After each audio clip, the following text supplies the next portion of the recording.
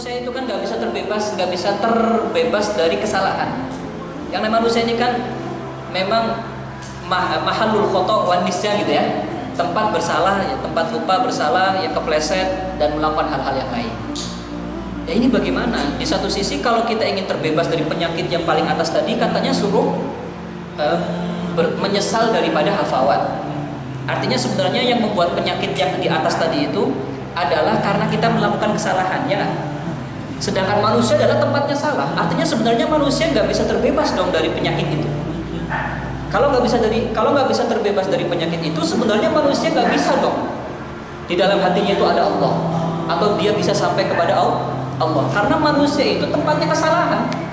Ketika dia berbuat kesalahan, yang mana bahasa Arabnya itu hafawat, habis itu muncul penyakit ghaflah muncul syahwat. Syahwat nanti ada suarul aqwan fil qalb. Habis itu gelap hatinya. Gelap hatinya Allah nggak bisa masuk.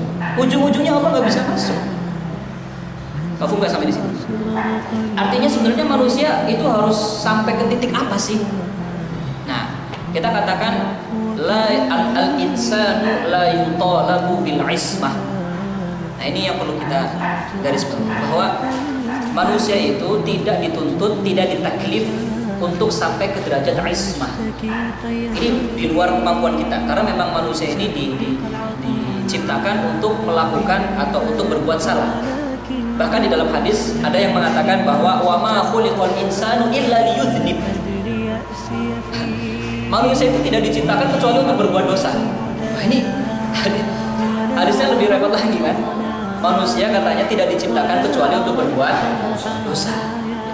Nah, ini artinya manusia sebenarnya tidak bisa terbebas dari dosa, terbebas dari kesalahan. Maka dari itu yang diminta dari manusia itu bukan derajat ismah, karena ismah hanya untuk para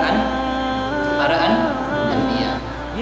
Ya, kalau para anbiya itu masuk nanti di bawah anbiya ada aulia, yang kemudian ulama lebih menggunakan kata apa? Mahfuz. Kalau manusia biasa, kalau memang dia maksiatnya sedikit banget gitu kan, nanti mereka mahfuz. Sudah sampai di sini ya. Nah, ini kita tidak dituntut untuk sampai ke derajat ismah.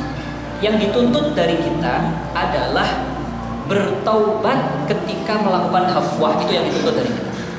Jadi jangan sampai punya persepsi bahwa tujuan akhir daripada ibadah kita adalah menjadi manusia yang suci, tidak berbuat kesalahan. Ini bukan itu. Tujuan akhir kita menjadi beribadah bukan sampai menjadi orang yang suci dari kesalahan. Bahkan innallaha yuhibbut tawwabin. Ya, bahkan Allah itu suka mencintai hambanya yang bertobat. Sekarang saya tanya, orang bertobat itu karena apa? Karena berkata kesalahan. Maka dari itu di dalam hadis tadi itu, manusia tidak diciptakan kecuali untuk berdosa. Ya. Kenapa tujuannya kok manusia diciptakan untuk berdosa? Supaya dia bisa bertobat.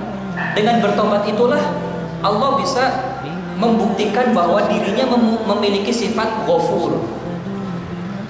Jadi sifat ghafur Allah itu tidak akan bisa eksis, tidak akan terlihat itu tanpa ada manusia yang berdosa. Tanpa ada manusia yang berdosa, Allah tidak akan memiliki sifat ghafur.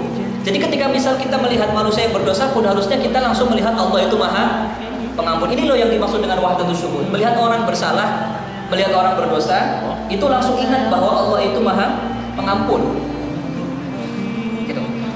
Nah, jadi yang diminta dari kita adalah ketika berbuat kesalahan, kita bertobat. Berbuat kesalahan, bertobat lagi. Berbuat kesalahan, bertobat lagi. Itu yang kemudian dinamakan dengan mujahadah. Udah, manusia itu dituntut hanya untuk mujahadah saja. Kesalahan, tobat. Kesalahan, tobat. Perhatikan, kesalahan yang dimaksud di sini adalah hafwah, yaitu kesalahan yang tidak disengaja. Tobat lagi, tobat. Itu namanya mujahadah. Kalau sudah mujahadah, coba ingat ayat ya, walladzina jahadu fina lanahdiyannahum subulan. Syuf, walladzina jahadu, dan orang-orang yang mujahadah. Karena memang tugas manusia itu adalah untuk mujahadah. Sampai atau tidak sampainya itu nanti bukan kita. Itu bukan daerah kita. Jawabnya apa? Khobar dari walladzina jahadu fina lanahdiyannahum. Siapa fa'ilnya itu? Siapa yang akan memberikan hidayah itu? Allah kan? Jadi kalau kita sudah mujahadah, nanti Allah lah yang kemudian akan membuat kita semakin mudah untuk membersihkan hati. Allah itu.